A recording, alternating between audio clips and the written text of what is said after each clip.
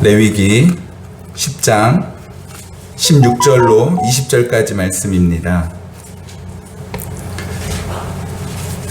저와 여러분 한 절 교독하도록 하겠습니다. 저 한 절, 여러분 한 절. 레위기 10장 16절로 20절 말씀입니다. 제가 먼저 읽겠습니다. 모세가 속죄제 드린 염소를 찾은즉 이미 불살랐는지라 그가 아론의 남은 아들 엘르아살과 이다말에게 노하여 이르되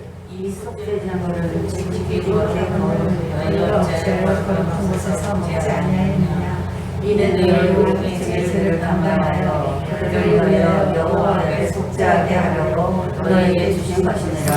그 피는 성소에 들어오지 아니하는 것이었으니 그 제물은 너희가 내가 명령한 대로 거룩한 곳에서 먹었어야 했을 것이니라. 아론이 모세에게 이르되 오늘 그들이 그 속죄제와 번제를 여호와 앞에 드렸어서 그러니 내게 임하였거늘 오늘 내가 속죄 제물을 먹었더라면 여호와께서 제 속죄 여기셨으리요. 모세가 그 말을 듣고 좋게 여겼더라. 아멘. 네, 레위기 어떤 내용이 담겨 있을까요?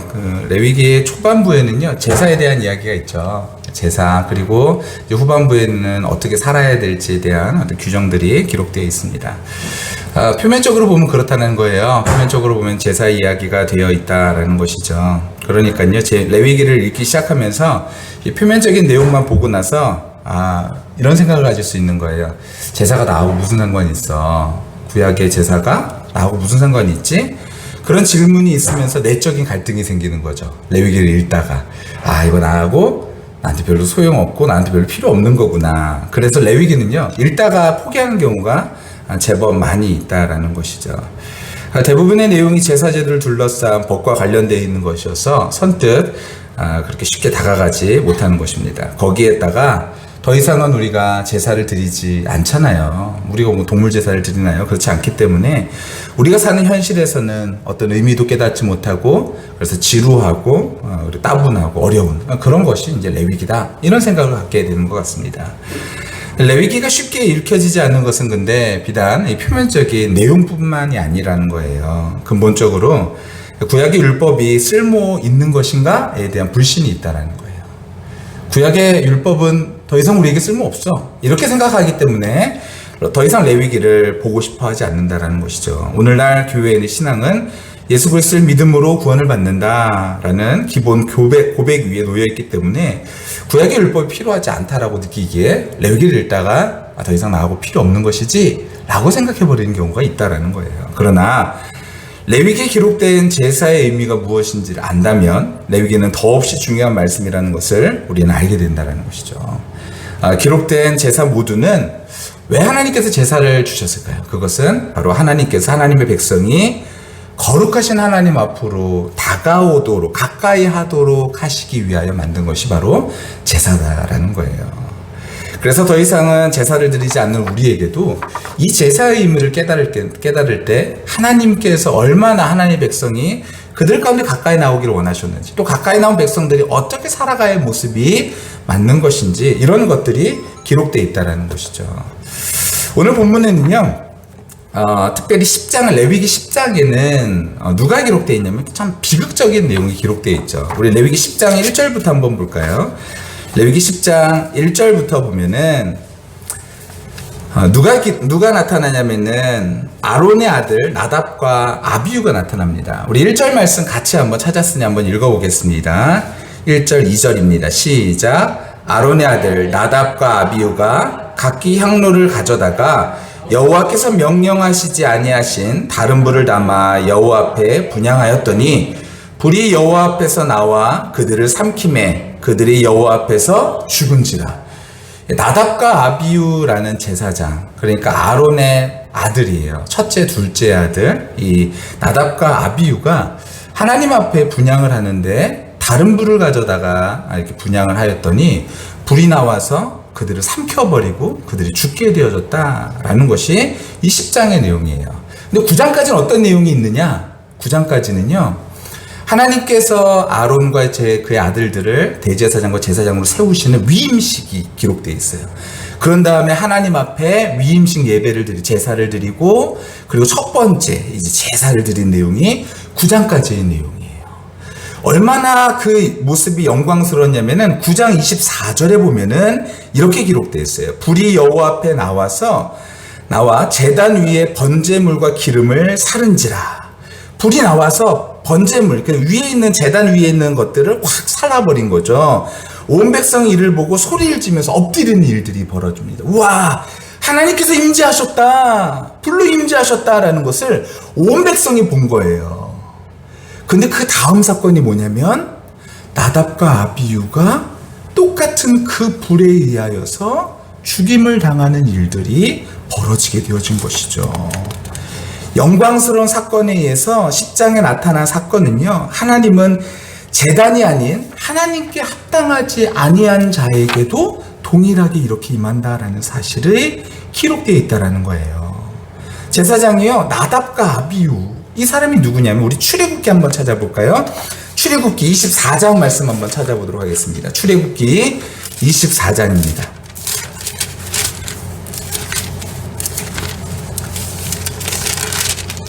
출애굽기 24장 우리 9절 말씀부터 11절까지 말씀 한번 보도록 하겠습니다. 이게 시내산에서 언약을 세우는 장면인데요. 24장, 출애굽기 24장 9절부터 11절까지 말씀을 보면은 제가 읽을게요. 모세와 아론과 나답과 아비후와 이스라엘 장로 70인이 올라가서, 그러니까 하나님 앞에 가는데 누가 갔냐면 모세, 아론, 나답과 아비후, 이 사람들이 함께 간 거예요. 이스라엘의 70인의 장로, 그러니까 거의 이 이스라엘의 대표격인 사람이 나답과 아비후라는 거예요. 엄청나게 영향력 있는 사람들이었죠. 모세, 아론, 나답과 아비후 이렇게 얘기하는 거 보면은 거의 4명 중에 1명이라는 것이죠. 이스라엘의 하나님을 보니 그의 발 아래는 청편하고 하늘같이 청명하더라. 하나님이 이스라엘 자손들의 존귀한 자들에게 손을 대지 아니하셨고 그들은 하나님을 뵙고 먹고 마셨더라. 하나님 앞에서 하나님을 뵙고 먹고 마셨다라고 기록하고 있어요. 이 나답과 아비후가 어떤 사람인지를 우리는 알 수 있는 것이죠. 이들에게는 엄청나게 큰 영향력을 가지고 있었던 사람, 이스라엘에게 이 나답과 아비후였어요. 근데 이 나답과 아비후는요, 어떤 일을 했어야 됐냐면 아침마다 제사장으로서 성소에 들어가서 분향단에 향을 살라야 했던 것입니다. 근데 이때 일이 발생한 거죠. 다른 불을 갖고 왔대요. 여호와께서 명령하신 다른 불. 이것은 아마도 번제단에서 불을 취해야 되는데 번제단에서 불을 취하지 아니하고 다르게 갖고 온 불인 것 같아요. 어떤 불인지는 사실 그거는 정확하게 나와 있진 않아요. 그렇기 때문에 다른 불을 갖고 왔는데 그 결과가 무엇이었냐? 죽음이라는 거예요. 그것도 불이 여호와 앞에서 나와서 그들을 삼켜버린 것이죠. 하나님 앞에 첫 제사를 드리고 한껏 들떠가지고 이제 축제 분위기와 같은 그런 시기에 이스라엘에게 충격적인 소식이 전해졌다는 거예요. 그게 뭐예요? 제사장이 죽었다라는 거예요. 나답과 아비후가 여호와 앞에서 불이 나와서 그들이 죽어버렸대 라는 소식이 들려지게 된 것이죠. 이유가 뭐래요? 하나님께서 명령하시지 않은 다른 불을 담아 여호와 앞에 분향했기 때문이래. 이스라엘 백성들이 두려워하기 시작할 것입니다. 하나님의 명령 따라서 행하지 아니했던 나답과 아비후, 결과가 무엇이었냐면 죽음이었죠. 근데요, 10장은 우리의 마음을 조금 이해하기 어렵게 만드는 또 다른 내용이 기록되어 있습니다. 그것이 무엇이냐면 다시 레위기 10장으로 다시 넘어와서 한번 보실게요. 레위기 10장. 오늘 본문을 보면요, 이제 누가 죽었냐면 나답과 아비후가 죽은 다음에, 그런 다음에 모세가 이 제사의 규정에 대해서 다시 한번 얘기를 해주는 장면이 기록되어 있어요. 12절부터 한번 보면 이렇게 되어 있습니다. 12절에 보면은 모세가 아론과 그의 남은 아들 엘르아셀에게와 이다말에게 이르되, 셋째 넷째 아들이죠. 이르되 여호와께서 드린 화제물 중 소재에 남은 것은 지극히 거룩하니 너희는 그것을 취하여 누룩을 넣지 말고 제단 곁에서 먹으라. 첫 번째로는요, 거룩한 제사인 소제에 대해서 얘기해 주고 있어요. 소제가 거룩하대요. 이 소제가 무엇인지는 오늘 다 설명하기는 어렵지만요, 소제는요 곡물 제사라 그러죠. 쉽게 말하면요, 그럼 곡물을 갖고 오면 그 중에서 한 움큼을 떼다가 여호와 앞에 드리고 나머지는 제사장이 갖는 거예요. 근데 그것을 어떻게 하라 그러냐면요, 누룩을 취하지 말고 제단 곁에서 먹으라는 거예요. 아마도 제단 곁은 어디냐면은 번제단이 있으면요, 동쪽에서 문을 향해서 들어가서 동쪽에서 들어가면 번제단이 있고, 번제단 동쪽에서 봤을 때 오른쪽에서 그 동물을 잡았어요. 그리고 왼쪽이 이제 남쪽이거든요. 그쪽에서 음식을 먹었어요. 이걸 거룩한 곳이라고 표현하거든요. 여기에서 제단 곁에서 먹었는데 왜 먹었냐면, 이는 여호와의 화제물 중 내 소득과 내 아들의 소득인즉 너희는 그것을 거룩한 곳에서 먹으라. 내가 명령을 받았다라는 거예요. 그냥 단순히 그냥 이거 너 거니까 먹어 이런 것이 아니라 이 명령이라는 거예요. 하나님의 규칙이 그대로 있는 것이죠. 첫 번째로 다 얘기했던 것이 소제예요. 두 번째는 이제 화목제물입니다. 14절에 보는 흔든 가슴과 들어올린 뒷다리는 어떻게 하냐면, 너와 내 자녀가 너와 함께 정결한 곳에서 먹을지니 이는 이스라엘의 자손의 화목제물 중에서 내 소득과 내 아들의 소득으로 주신 것임이니라. 이렇게 얘기하고 있어요. 화목제물은요 어떻게 해야 되냐면, 화목제물은 화목제물 중에서 제사장 목이 따로 있었어요. 가슴과 뒷다리. 특별히 그것을 요제로 하나님 앞에 드려서 흔들어 드리는 거죠. 요제를 드려가지고 그 나머지는 제사장이 이제 먹는 거예요. 이 얘기를 하고 있어요. 근데 그 다음에 중요한 게 뭐냐면 16절 말씀 보세요. 모세가 속죄제 드린 염소를 찾게 됩니다. 여기서 찾다라는 말은 샅샅이 뒤졌다라는 거예요. 그러니까 무슨 말이냐면, 이전에 9장에 있었던 제사, 이 첫 번째 제사에서 드렸던 이 제물이 아마도 이것을 찾고 있었던 모양이에요. 속죄제로 드린 염소를 찾는데 그 염소가 안 보이는 거예요. 어떻게 했냐면 이미 불살라버린 거죠. 여러분, 속죄제물은요 두 가지의 방법이 있어요. 하나는 무엇이냐면은 다 태워드리는 것과, 하나는요 그러니까 다 태우다가 남는 거 영밖에서 다 태우는 거예요. 여하튼 또 하나는 무엇이냐면요, 제사장이 먹는 것이 있어요. 이게 두 가지인데, 언제 제사장이 먹냐면은 제단에 피가 뿌려지지 않는 것, 제단 안으로 피가 들어가지 않는 것은 제사장이 먹는 거예요. 제사장이 먹음으로써 그래가지고 그 죄를 이제 해결하는 듯한 그런 뉘앙스로 성경이 이야기하고 있거든요. 여튼 중요한 건 뭐냐면은, 속죄제 제물은 하나는 먹어야 되고 하나는 먹지 말아야 되고 다 태워야 되는 거예요. 근데 여기에서의 속죄 제물은 무엇이냐면은 다 태우면 안 되는 것이었어요. 다 태우면 안 되고 일부는 먹어야 되는 것이었어요, 제사장이. 근데 뭐가 됐냐면은, 염소를 찾았는데 없는 거예요. 이미 다 태워버린 것이죠. 그가 아론의 남은 아들 엘르아살과 이다말에게 노합니다. 여러분, 근데 이때가 어떤 상황이에요? 형이 죽은 거예요. 얼마 전에 나답과 아비후가 죽었어요. 이 죽은 상황에서 어쩌고 보면요, 이 모세가 지금 되게 야박해 보일 수도 있어요. 형제가 죽은 상황에서 지금 그 얘기를 하고 있는 거예요. 모세가 아들이 죽은 아론에게 이 얘기하고 있는 거예요. 어떻게 보면 이게 굉장히 야박하고, 야, 이게 모세가 참 이게 피도 눈물도 없는 인간이구나라는 생각이 들 수도 있지만, 여러분, 그와 같이 이 제사라는 것, 이스라엘 백성에게 이 제사를 하나님 앞에 드리는 것, 이것은 삶의 그리고 죽음의 문제, 이 너무너무나 중요한 문제이기 때문에 모세는 지금 아론이 죽었지만, 아들이 죽었지만, 그리고 엘르아살과 이다말이 형들이 죽었지만 그것보다도 더 먼저가 돼야 되는 것이 무엇이냐면은, 이 하나님 앞에 드린 첫 번째 제사에서 백성들의 죄에 대한 그것을 다 태워버렸기 때문에 어쩜 이 제사 자체가 무효가 될 수도 있다라는 생각에 모세는 그와 같은 결정을 하고 이야기를 할 수밖에 없었다라는 것을 우리는 이 본문을 통해서 확인할 수가 있게 되어지죠. 어쩌면 우리는 모세가 야박하다고 생각할 수도 있어요. 아들이 죽었는데. 어쩌면 우리가 신앙생활 하면서 강단에서 나오는 말씀이, 아니면은 우리가 성경을 보다가, 야, 하나님 왜 이렇게 나한테 야박하지? 목사님, 이럴 때는 최소한 이런 설교는 좀 안 했으면 좋지 않을까요? 뭐 이런 것들이 있을 때도 있죠. 근데요, 표적 설교를 저는 하지 않아요. 저는 표적 설교를 하지 않아요. 일부러라도 표적이 될 것 같으면 피하는 성격이지 저는 그것을 표적하지 않거든요. 근데 그럴 때에 우리 마음속에 그 말들이 들릴 때 때로는요, 야박해. 내 마음을 몰라줘. 이럴 수도 있지만 여러분, 어쩌면 모세가 했던 그 모든 말들은 이스라엘을 정말로 살리려고 하는 그런 말들이었다라는 거예요. 근데 이해가 안 되는 게 한 가지 있다라는 거예요. 뭐가 이해가 안 되냐면 아론이 그 다음에 뭐라 그러냐면 이렇게 이야기합니다. 19절에 아론이 모세에게 이르되 오늘 그들이 그 속죄제와 번제를 여호와께 드렸어도, 여기서 그들은 아마도 나답과 아비후겠죠.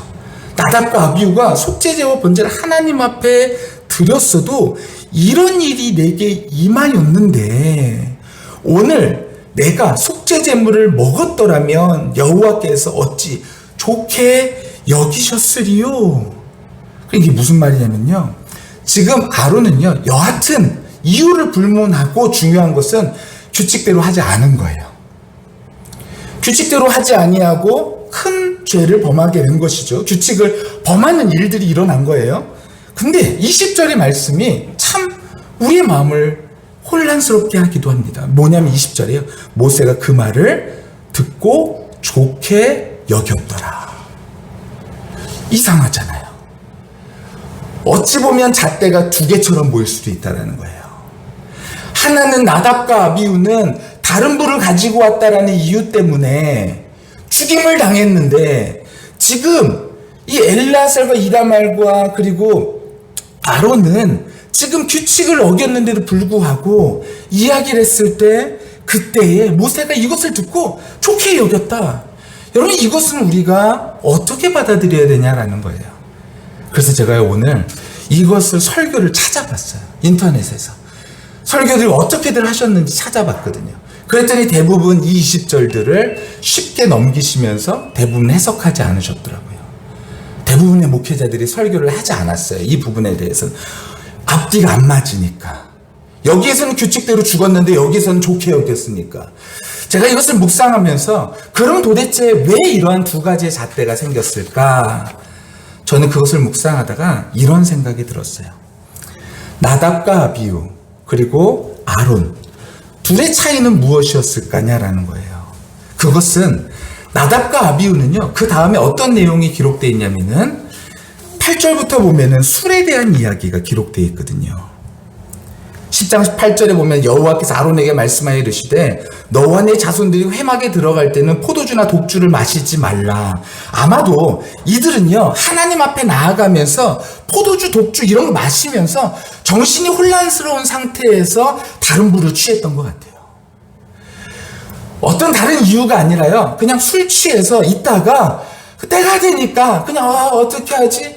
이건가 보다. 그냥 대충 이렇게 해서 하나님 앞에 그냥 그렇게 드렸던 것 같아요. 그래서 아마도 이들은 하나님 앞에 건성으로 드려진 예배가 되지 않았을까라는 거예요. 그런데 아론은 어땠냐면, 아론은 하나님에 대하여서 하나님께서 어찌 좋게 여기셨을까. 제가 이것을 번역본을 여러 개를 봤거든요. 공동번역도 보고 새번역도 보고 언어도 봤는데 이 내용들을 보니까 대부분 이것에 아론에 대한 이야기들을 긍정적으로 표현하고 있더라고요. 그러니까 아론이요, 이렇게 말한 것은 아론은 그냥 대충 이 법을 어기기 위해서가 아니라 내가 진짜 오늘 이 아들들이 나답과 아비후가 번제도 드리고 하나님 앞에 이 속죄제를 드린 이 제물, 그런데 이들이 다른 불을 갖고 와서 여호와께 죽었는데 우리가 어찌 하나님 앞에, 이런 느낌으로 뉘앙스로 번역을 다 한 거예요. 그러니까 아론은요, 그런 거죠. 하나님 앞에 중심으로, 하나님 앞에 내가 진짜 마음으로 내가 이것을 해야 되나 말아야 되나를 생각하다가 다 태워버린 그런 뉘앙스라는 거예요. 그거 말고는 사실 이 본문을 해석할 수 있는 방법이 다른 것이 없는 것 같아요. 우리는 흔히 그런 생각을 하죠. 여기 안에서 뭐가 문제냐? 마음의 중심이 문제라는 거예요. 우리의 마음에 어떤 중심을 가지고 신앙생활을 하느냐가 중요한 것이죠. 겉으로 보이는 형식이 중요한 것이 아니라, 형식이 중요했다면요, 아론도 다 죽었어야 돼요. 엘르아살과 이다말도 죽었어야 되고 나답과 아비도 죽었어야 돼요. 그런데 형식에 매여 있는 것이 아니라 하나님은요, 그 마음의 중심을 보시는 분이시다라는 것이죠. 하나님은요, 사람 외모를 보지만 하나님은 중심을 보시는 분이신 줄 믿습니다. 여러분, 그래서요, 마가복음에서도 그렇고 요한복음에서도 그렇고 하나님, 예수님은요, 우리의 마음의 중심을 보시는 분이세요. 우리의 마음의 중심을 보시고 우리 마음이 어떤 상태인지를 아시는 분이시죠. 그러니 우리의 마음속엔 뭐가 있을 수밖에 없냐면 하나님을 두려워하는 마음으로 섬길 수밖에 없다라는 것이죠. 언젠가 우리의 마음은 하나님 앞에 다 드러날 수밖에 없어요. 우리가 하나님 앞에 무엇을 했는지, 내가 예배를 드리고 무엇을 하고 이것이 중요한 것이 아니라 내 마음의 중심에 어떠한 마음, 어떤 태도로 이와 같은 일들을 하는가, 이것이 중요한 것이죠. 우리가 신앙생활하면서 우리에게 참 두 가지가 중요한데 어쩌면 오늘 본문에 있는 원칙과 융통성인 것 같아요. 근데 이 융통성이라는 이름이 좀 잘못 오해가 되면은 그냥 핑계가 돼버리는 거죠. 핑계가 돼버리는 것이죠. 어쩌면 우리가 지금 이 코로나의 시국이 우리에게 아주 좋은 핑계거리를 하나 던져주고 있지 않은가 생각이 되어져요. 어쩌면 우리가 지금 예배 드리고 사람 모이고 이런 것들이 사실 굉장히 조심스러운 건 사실이에요. 왜냐하면 이게 남 얘기면 멀리 있으면은 사실 우리 잘 못 알아듣잖아요.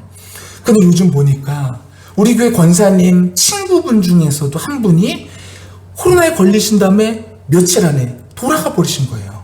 큰 질병도 없었는데 조금의 병이 있으셨던 모양이에요. 근데 그냥 갑자기 돌아가시고, 제 아내 친구 아버지도요, 코로나 걸리셨는데, 그저께 걸리셨는데 하루 만에 돌아가시고, 우리 교회 성도의 학원, 그러니까 지영씨의 학원 선생님인데 그 아버지가 암이셨는데 6시간 만에 코로나 걸리셔서 돌아가 버리시고, 이런 일들이 지금 갑자기 우리 주변에 있으니까 우리 더 느끼긴 하는 거죠.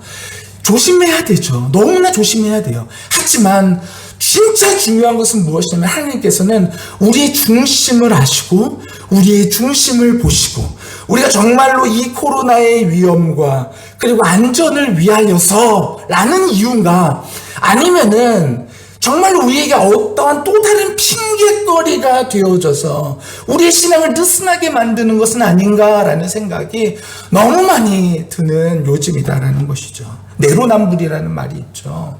내가 하면은 로맨스고 남이 하면 불륜이다라는 거예요.